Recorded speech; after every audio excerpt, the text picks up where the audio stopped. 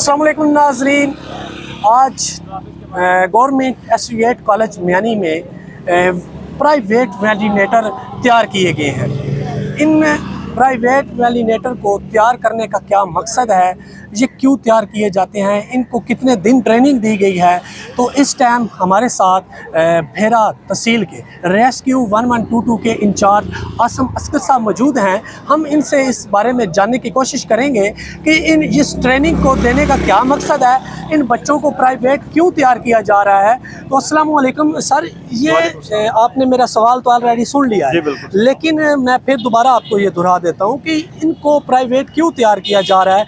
और जो आज आपने रोड पर ये एक वॉक शुरू की है अगाई के लिए, तो ये किस चीज़ की अगाई है और ये बच्चों को क्यों ट्रेनिंग दी गई है और कितने दिन की ट्रेनिंग दी गई है। अस्सलाम वालेकुम जी, आपका सवाल है, इसका मैं सारे जवाब आपको देता हूँ। इसमें ऐसे है कि हम लोग कॉलेजेस में, स्कूल्स में, उसके बाद हम लोग विलेजेस के अंदर, गांव देहातों में, जहाँ पे भी हमारी टीम की दस्तरस थोड़ा सा फासले में ज़्यादा की वजह से हम लोग वहाँ नहीं पहुँच पाते सही तरीके से या टाइम पे, वहाँ पे हम टीम जनरेट करते हैं, वहाँ पे टीम तैयार करते हैं।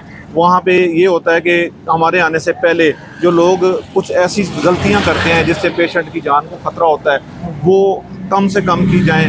ये हमारे स्काउट्स तैयार होते हैं, इनको हम 4 दिन की ट्रेनिंग देते हैं। ये हमारे रेस्क्यू स्काउट और वॉलंटियर के तौर पे हमारे साथ काम कर रहे होते हैं। जब भी हमें किसी भी नागहानी आफत में कॉल आती है तो हम पहले इनके साथ कांटेक्ट करके उस एरिया को कवर करते हैं। ये हमारे आने से पहले लोगों की इब्तदाई तिबी इमदाद करते हैं और उसके बाद हम लोग पहुंचते हैं तो हम मज़ीद उसको बेहतर तरीके से मरीज़ को हॉस्पिटल तक पहुंचाते हैं और उस एरिया को कवर करते हैं। तो इसका मकसद सिर्फ यही है। ये एक आगाही मुहिम हम लोगों ने आज जो चलाई, ये हेलमेट कैंपेन है, जिसमें हम लोग रोड के ऊपर चलते हुए बहुत बड़ा रिस्क ले रहे होते हैं। जब हम बाइक पे जाते हैं तो उसमें ये होता है कि हेड इंजरी के चांसेस बहुत ज़्यादा होते हैं अगर चोट लग जाए तो, जिसका इलाज जो है वो मुश्किल होता है और पेशेंट को फ़ौरन जो है ना हॉस्पिटल में पहुंचाने की ज़रूरत होती है। तो आगाही मुहिम इसलिए कि हेलमेट का इस्तेमाल ज़्यादा से ज़्यादा किया जाए ताकि हेड इंजरी से बचा जा सके।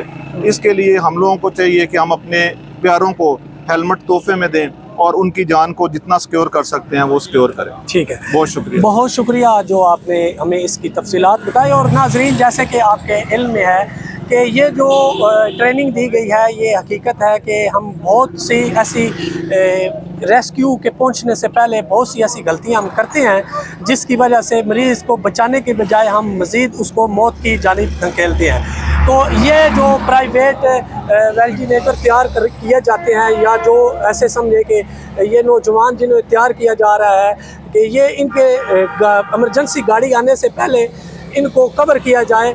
और कोई भी बड़ी आफत, जैसे कोई कहीं आग लग जाती है, कोई जैसे कहीं हमारे इलाकों में उर्स है या इस तरह की कोई भी मामलात है, वहाँ क्योंकि मुलाजिम कम होते हैं रेस्क्यू 1122 के, तो इन्हें प्राइवेट हायर करके वहाँ ड्यूटी सारे अंजाम देते हैं। उसके बाद आखिर पर मैं ये साथ कहूँगा कि जैसे हेलमेट की बात की गई है, तो हेलमेट हमने लेकर घरों में रख लिए हैं या हम मोटरसाइकिल के साथ लटका के रखते हैं। तो हम हेड इंजरी के बारे में हमें मालूम नहीं है कि कितनी डेंजर है। अगर ये हमें मालूम हो जाए तो हम हेलमेट ना घरों में रखें तो ना ही मोटरसाइकिल के साथ लटकाएं, बल्कि सर पर पहने।